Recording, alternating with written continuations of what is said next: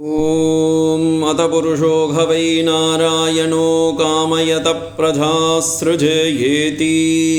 नारायणात् प्राणो जायते मनः सर्वेन्द्रियाणि च कंभायुर्ज्योतिरापः पृथिवी विश्वस्य धारिणी। नारायणात् ब्रह्मा जायते नारायणाद् रुद्रो जायते नारायणादिन्द्रो जायते नारायणात् प्रजापतयः प्रजायन्ते नारायणाद्द्वादशादित्या रुद्रावशवः सर्वाणि च छन्दागुंसि नारायणादेव समुत्पद्यन्ते नारायणे प्रवर्तन्ते नारायणे प्रलीयन्ते।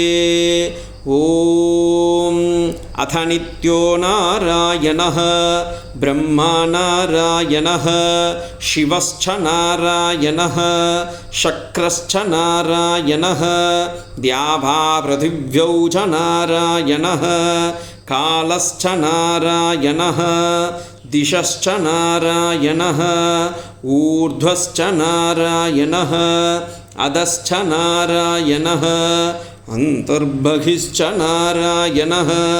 नारायण एवेदगुं सर्वं यद्भूतं यश्च भव्यं निष्कलो निरञ्जनो निर्विकल्पो निराख्यातः शुद्धो देव एको नारायणः न द्वितीयोऽस्ति कश्चित् य एवं वेद क्षेम स विष्णुरेव भवति स विष्णुरेव भवति। ओमित्यग्रे व्याहरेत् नम इति पश्चात् नारायणादेत्योपरिष्ठात् ओमित्येकाक्षरं नम इति द्वे अक्षरे नारायणायेति पञ्चाक्षराणि एतद्वै नारायणस्याष्टाक्षरं पदं योगवै नारायणस्याष्टाक्षरं पदमद्येति अनभब्रुवः सर्वमायुरेति विन्दते प्राजापद्यगुं राजस्पौषं गौपत्यं तथोऽमृतत्वमश्नुते तथोऽमृतत्वमश्नुत इति य एवं वेद प्रत्यगानन्दं ब्रह्मपुरुषं प्रणवस्वरूपम् अकार उकार मकार इति तानेकधा समभरत्तथे ततोमिति यमुक्त्वा मुच्यते योगी जन्मसंसारबन्धनात्।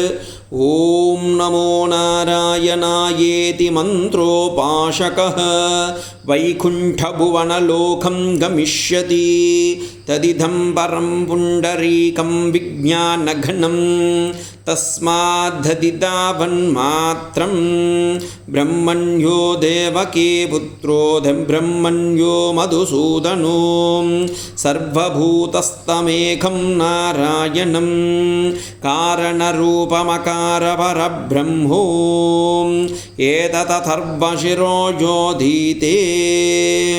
प्रातरथीयानो रात्रिकृतं पापं नाशयति सायमतीयानो दिवसकृतं पापं नाशयति माध्यन्थिनमादित्याधिमुखोऽधीयान पञ्चपादकोपपातकात् प्रमुच्यते सर्ववेदपारायणपुण्यं लभते नारायणसायुज्यमवाप्नोति नारायणसायुज्यमवाप्नोति य एवं वेद इत्युपनिषत्।